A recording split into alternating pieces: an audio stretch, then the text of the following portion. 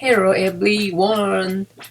I read this story at first time and I read just what I thought it should be, and then after finish reading I checked. So there are many words that I pronounce incorrect, but it's okay for me.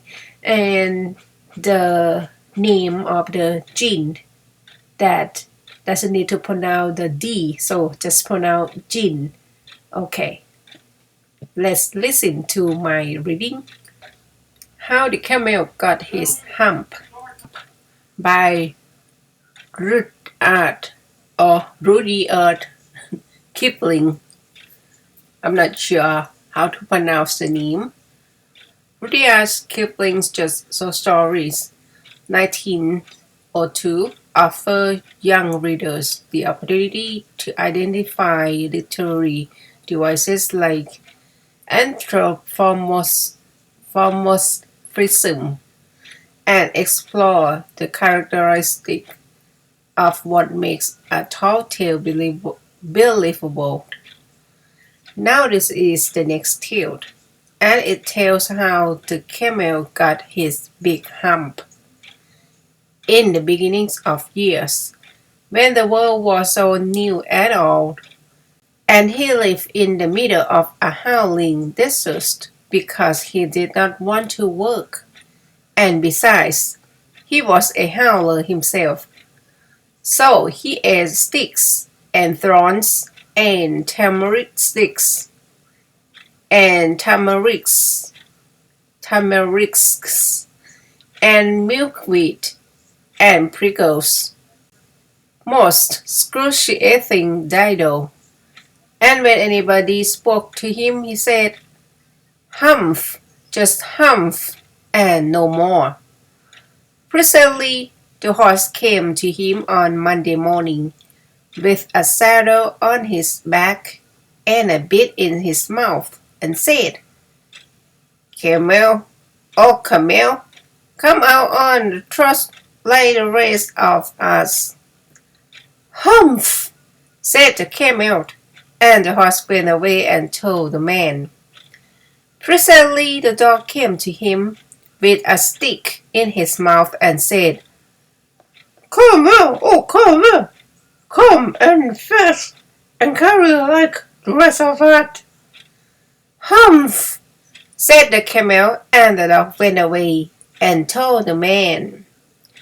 Presently the ox came to him with the yoke on his neck and said, "Camel, oh Camel, come and plough like the rest of us." "Humph," said the camel, and the ox went away and told the man.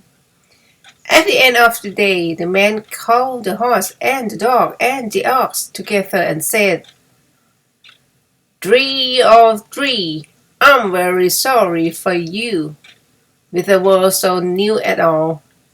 But that Humph thing in the desert can work, or he would have been here by now, so I am going to leave him alone, and you must work double time to make up for it." That made the three very angry, with the world so new and old, and they held a parable and an idol in a puncheon and a powwow on the edge of the desert. And the camel came chewing on milkweed, most scruciating idol, and laughed at them. Then he said, "Humph," and went away again. Presently there came along the Digeons in charge of all deserts, rolling in a cloud of dust. Digeons always travel that way because it is magic.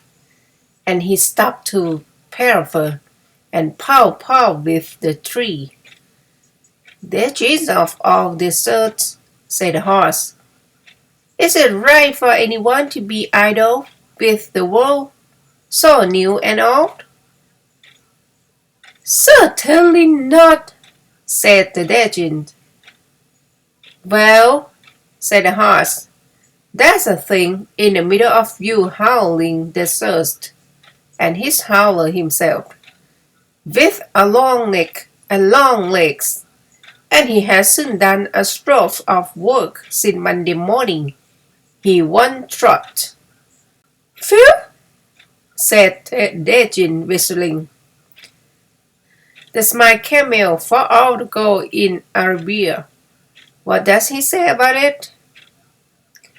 He say, Humph, said the dog, and he won't fetch and carry. Does he say anything else? Only Humph, and he won't approach, says the ox. Very good, said the virgin.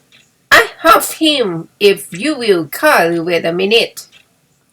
The Dejin rolled himself up in his dust cloak and took a bearing across the desert, and found the camel most scruciatingly idle, looking at his own reflections in a pool of water.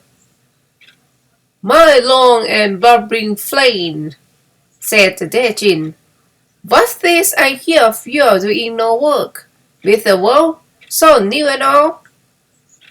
Humph, said the camel. The Dejin sat down with his chin in his hand and began to think a great magic, while the camel looked at his own reflection in the pool of water. You've given the 3 extra work ever since Monday morning, all on account of your scruciating idleness, said the Dejin, and he went on thinking magics with his chin in his hand. Humph, said the camel. I shouldn't say that again if I were you, said the Dejin. You may say it once too often.